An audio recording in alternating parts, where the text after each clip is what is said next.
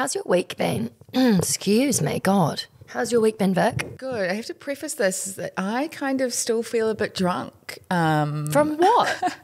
Did you drink last night? I did, Sophie. What?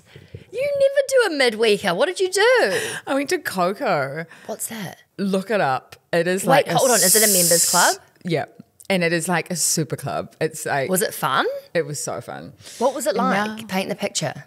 It's like a theatre. So if you think of like the Civic in New Zealand, which is a terrible analogy, it's just like, I feel like London just does everything so much better. You know, like everything's bigger, grander, more audacious. I don't know. Yeah, it was just like But a was theatre. it kind of like a super club in a massive amphitheatre or something? Yeah.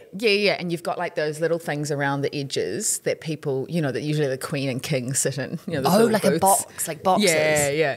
And there's people there, and then there's like different rooms with different DJs, and it's like, honestly, it's just like quite wild. What time did you get home? About 2:00. Not too bad. No wonder you were late for podcasting this morning. I love that Vic's like, I'm going to be half an hour late. I was like, that is so off-brand. It's not even funny. Before we move on, I'd just really like to play a snippet of our friend Megan, who we just spoke to from the Curve community. She's admittedly about 5 vodka kombuchas deep, but bless her heart. As soon as we were like setting up the tech, I text Vic being like, I think she's had a drink or two. And then she was like, I'm having a kombucha vodka. And I was like, of course you are. Good on you. It's a Friday night. It's a Friday night, yeah. And I came on and I was like, oh, yes, she's had a few drinks. But no, it was, I guess, you know, you're way more open and honest when you've had a few drinks. And honestly, she could not speak more highly of the course, which I was like, this is fantastic. But yeah, it was very humbling to see how it had changed her life. And she's now got her son investing and he's 7. I was like, oh my goodness, this is amazing. The amount of like parents that seem to have kids interested in money and investing after doing these courses is pretty incredible. But we're just going to play a tiny little snippet. We'll make like a cute little montage of a few of the things she said, because I think the best part for me on this whole conversation was that, you know, she's got 4 kids and she's, you know, she works as a cleaner. She doesn't have like an abundance of money, and yet because of the Curve classroom, she's been able to sort her finances out in a way where she has enough to invest. And that's the whole point of this course, is to get you ready and get your like, you know, priorities and goals and relationship with money to a point where, yeah, you can start investing in the stock market. And she's like a very great example of that. Basically, I lost my job during COVID, but with 4 kids, it was really hard to get a part-time job that suited me. So I went out on my own and I started cleaning people's houses. Jared's the main breadwinner. I'm part-time at best. I was like, I think we need to like put money somewhere. And he was like, where are we going to put money? And I was like, I don't know, but I'm going to sort it. I started the course, put some money into the share market. 2 days later, I remember messaging my sister and being like, oh my God, start listening to this podcast. But we talk about it a lot with the kids, like all the kids want to invest, like they're like, oh, take some of my money, invest it, mum. I think I always felt like I was trying to find a way to cope. Like, how can I make this feel accessible? How can this be accessible to me? Because I didn't come from money. I'm not rich. We don't make a lot of money. And then to be given the tools to be like, you don't need a lot of money. Like dollar cost averaging, just like put the money in, auto invest. So easy. That's what I did at the beginning. And it's accrued. Like I've been in it for 2 years now and I'm flying. And the more you put in, the more you want to put in. Honestly, it's so addictive. Oh my God, you must be so proud of yourself. Like that you've got 4 kids, you don't have heaps of spare money, and you put the time aside to sort out your finances and get yourself to a place that you can invest. Like that is amazing. Okay, I loved that. And also just worth saying, if there's anyone else in the community, like she sent us the cutest email just being like, I loved the course. And we were like, oh, do you want to share it on the podcast? So we've actually changed our email address on the website. I think it's hello at thecurveplatform.com, is that right? Our new email address. So if you have anything you want to share, like any stories or experiences you've had listening to the podcast or thoughts, like love to hear from you. So feel free to, you know, flick us an email. Vic. Yes. Have you done some research? No, this time I just thought I'd wing it. Yeah, nice. I can't see you, so this is so funny. I'm like, why not? Because of my notes. Because I did so Get much rid of them. research. I Put have my to- face up there. I can't. Okay. Oh, there she is, sup girl. Definitely still pissed. Anyway.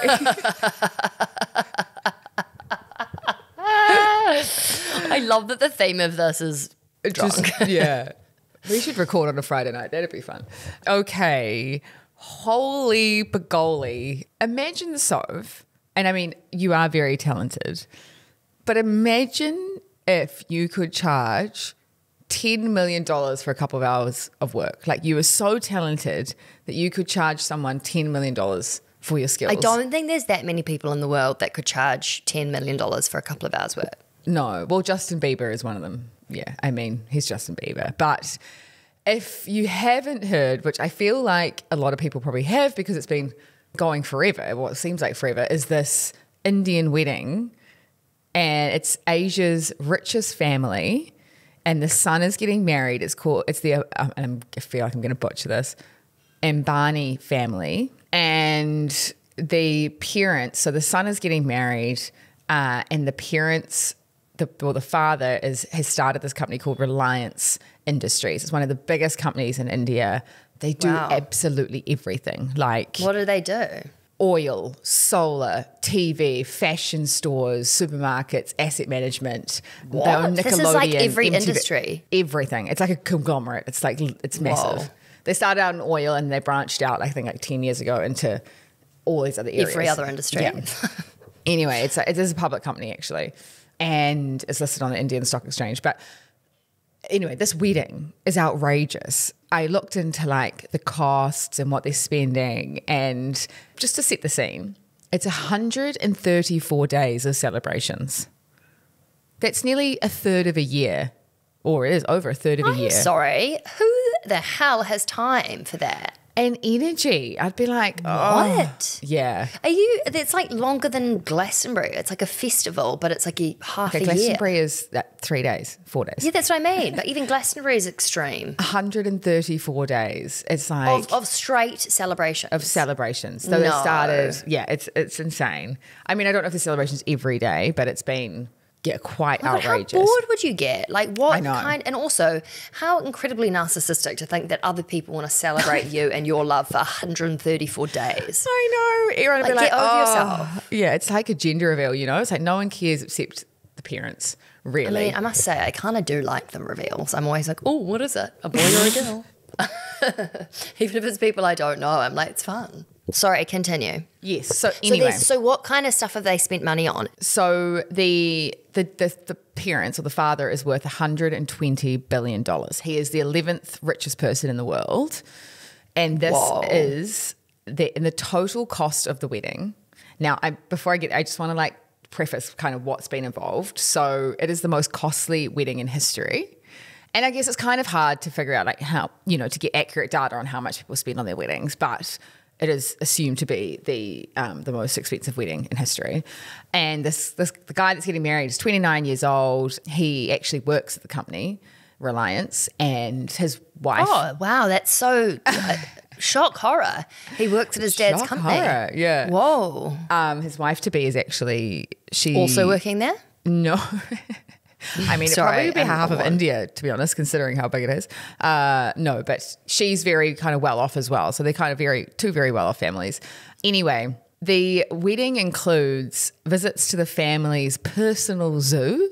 There's like trips to Europe for all the guests, music events. They've had Rihanna, Justin Bieber, Kim Kardashian and Mike Tyson are making appearances. Like the lineup of Boris Johnson, Tony Blair, the CEO of BP, Mark Sorry, the Zuckerberg. weirdest combination of people. Kim Kardashian and the CEO of BP. Yeah, Mark Zuckerberg, Bill Gates, the Alphabet's Google CEO. How are those people not embarrassed to be going to this wedding? Well, no, I think also like they probably do business in India. They're probably friends of the father. Okay, right. I think so that it's not like they're probably, paying Kim to like do a fashion show or something. I mean, they definitely paid Justin Bieber and Rihanna. And yeah, I think it's kind of personally, I mean, the fact that it's splashed all over the news how much Justin Bieber got paid to do that. Like you're paying Justin Bieber $10 million to come and sing a few songs for your guests. Like, did you see any of his performance? Was he just like baby, baby, baby. Oh, You know, like is he like off it? baby. Yeah.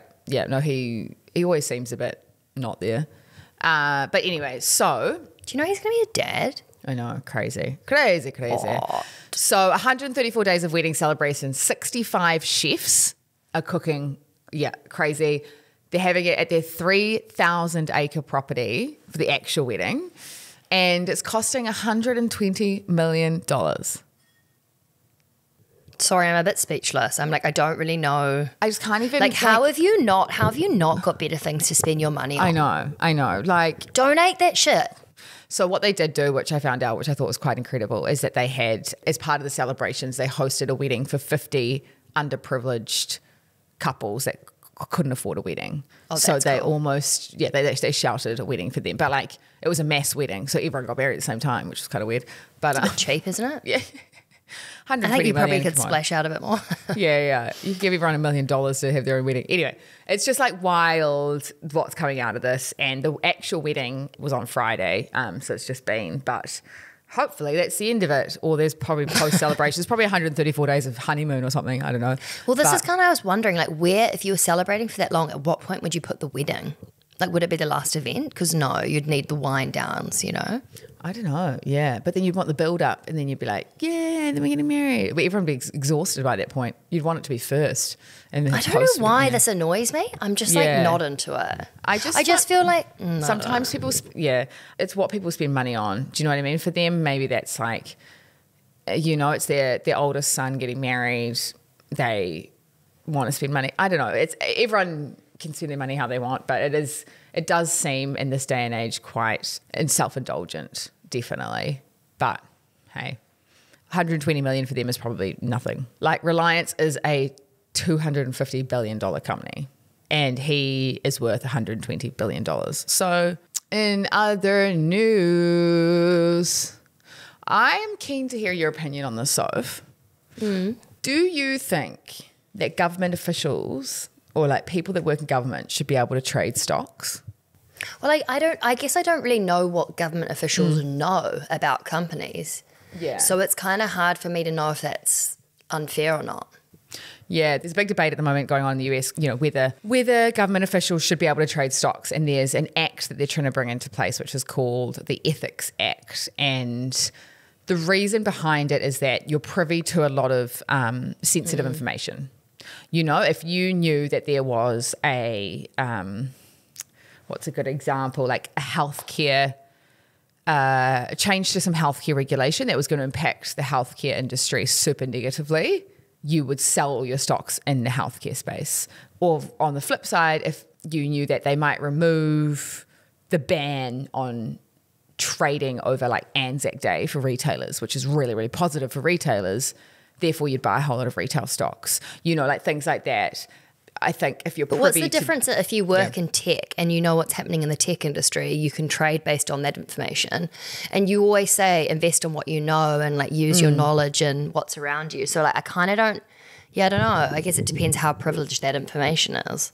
Yeah, there's definitely a line. If you're in senior management, say you worked at Google and you were CFO and you knew what the financials were for that company before anyone else, you can't trade on that information. There is periods of time where you cannot trade. And there's only windows after those results are released that you can trade on that information. So there is rules in place for executives of companies. There are some rules in place for government officials, but there's not outright bans. And I think the difference here is that like you could be working on a proposal or a law for so long and then it comes into play. Whereas like with a company, it's like information is much more quick, I guess, in companies.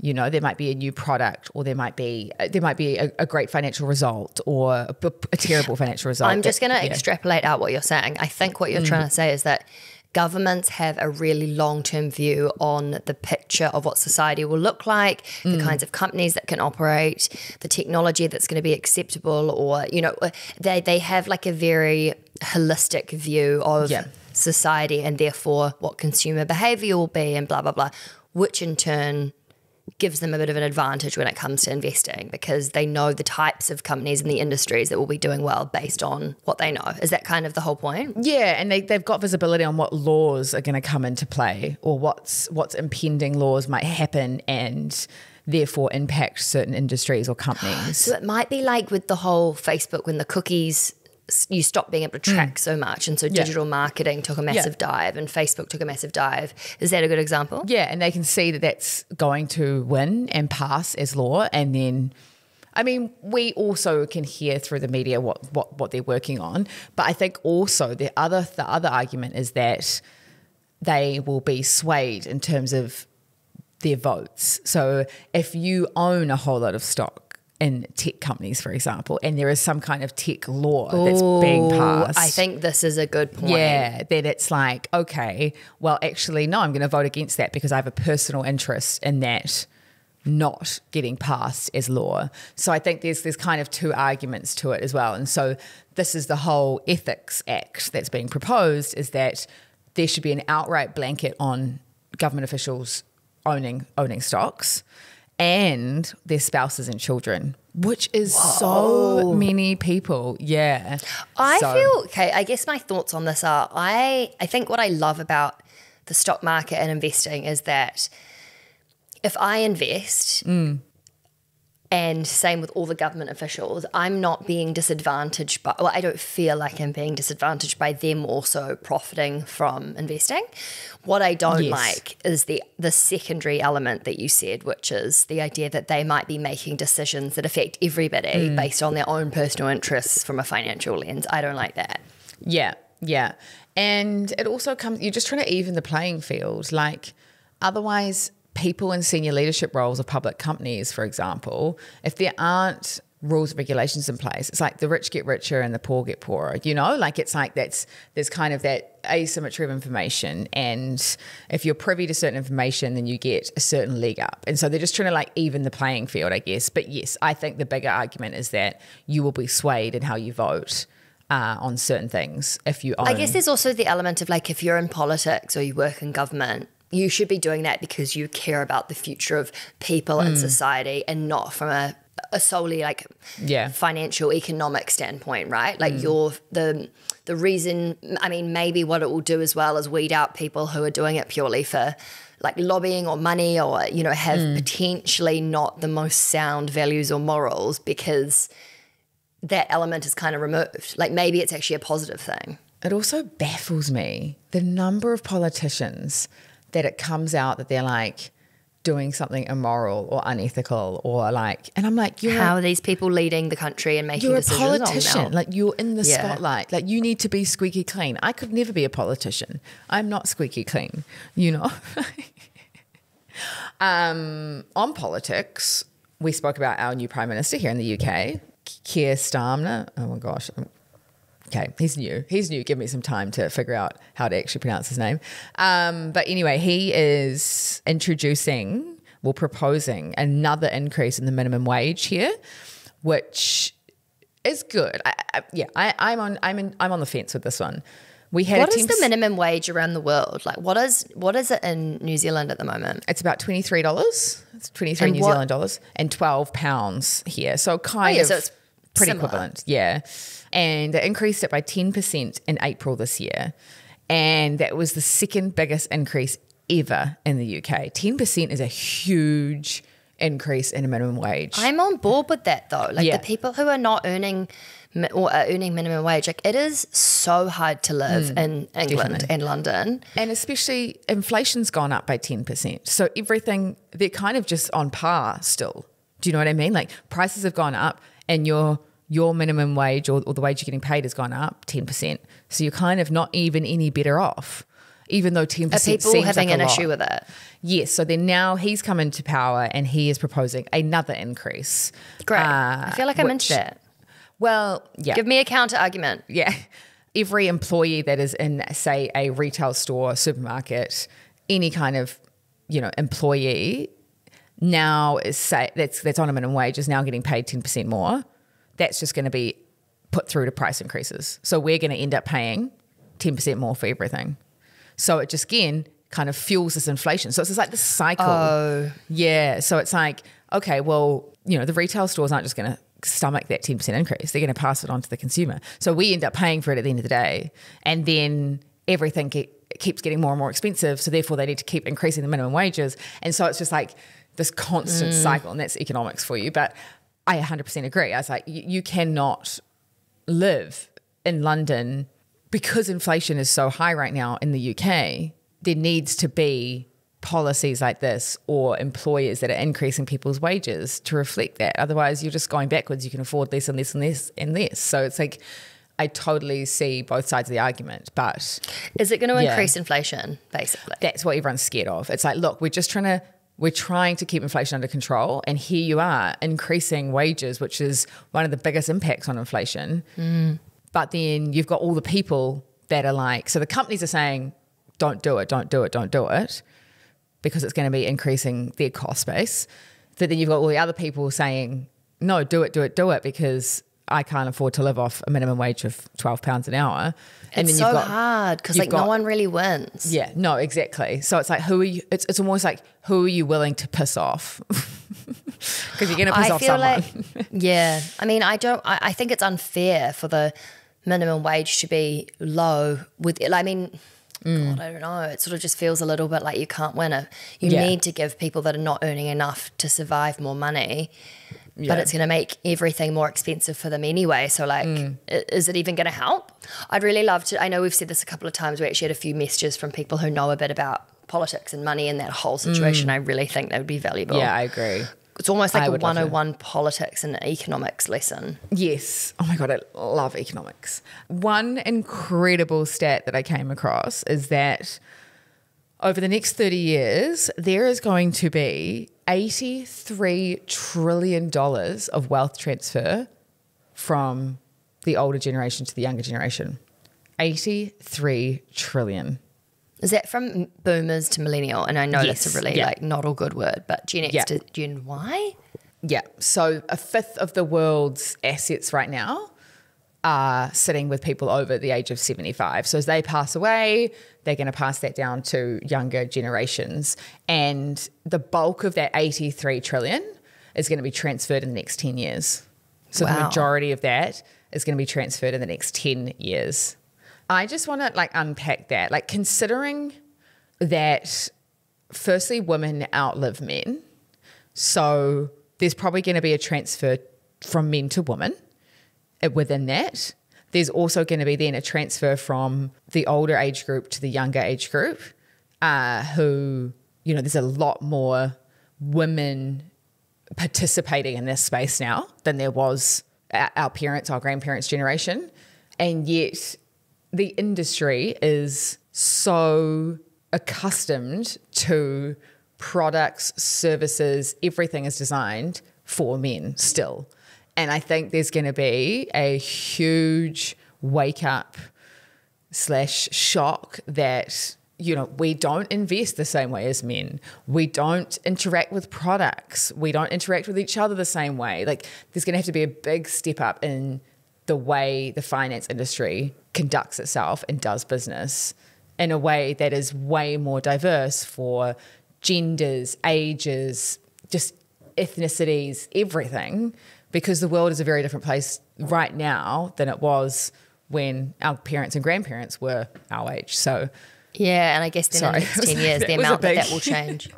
Yeah, definitely. And same again, where our children and like, you know, every generation changes, but $83 trillion, like that is insane.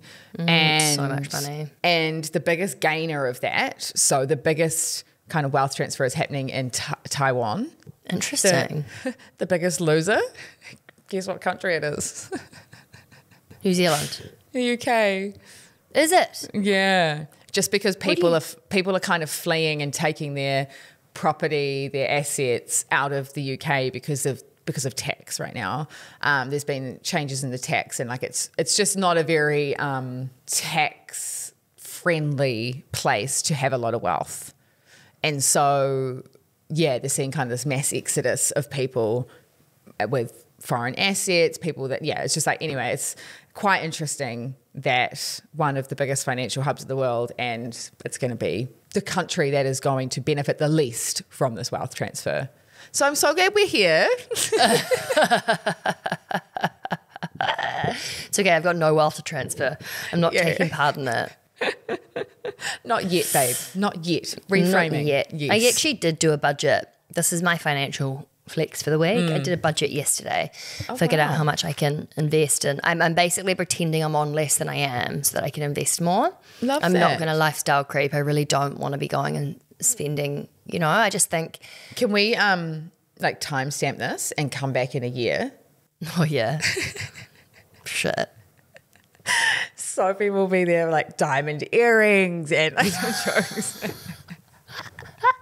I just like don't want to lean into lifestyle creep, I mean. Giant fucking earrings. I don't spend too much. I Like reckon you'll be I'm pregnant pretty. by 2025. Oh no. No. I need more money before I'll have babies. Yes, so just to finish on this, You biggest think wealth. I'll be pregnant in a year? Sorry, can we just, what the fuck? Do you No, actually? we need to get a maternity leave in place, a maternity policy. My God. I just, like, honestly, the idea of having another living thing that relies on me to be alive is like so foreign. I reckon you'd be amazing. I reckon it would almost have the opposite effect. Do you know what I mean? Do you think? Having something that literally relies on you for living, I think will be game changer for anyone. But I think You think I'd be a good mum? I think you'd be a great mum. Thanks, Vic. That's really You cute. are very good at looking after dogs and other. Just totally ruined like a nice moment. You're really good at looking after dogs. No, Like, I wasn't cheers. finished. Like dogs and like friends and like I think you need to give yourself credit. I think yes, you That's feel. really I nice. feel like you've got sometimes a bit of a shit show looking after yourself, but I think when it comes to other people and other animals, you are amazing, and that's why I that's so trust you lovely. with miso all the time. Oh, thanks, Vic. That's actually lovely. Yeah. What were we talking about? Wealth transfer. Yeah. Okay. I think we just wrap it up because I'm on 1%. Just speaking of how hard Sorry it is to for keep the my lack shit of sorted. finance chat, but read the Curve Weekly. It's our great newsletter. There's lots of good stuff in there. This week we go into a lot more detail of lots of other interesting topics when it comes to finance and stock market news. So yes, you should get that in your inbox on a Friday morning if you sign up. Yes. Also, the money reset starting in a couple Yes. of weeks. So if you would like to join, we'll put the details in the show notes. And yeah, have a fantastic rest of your week and we will be back.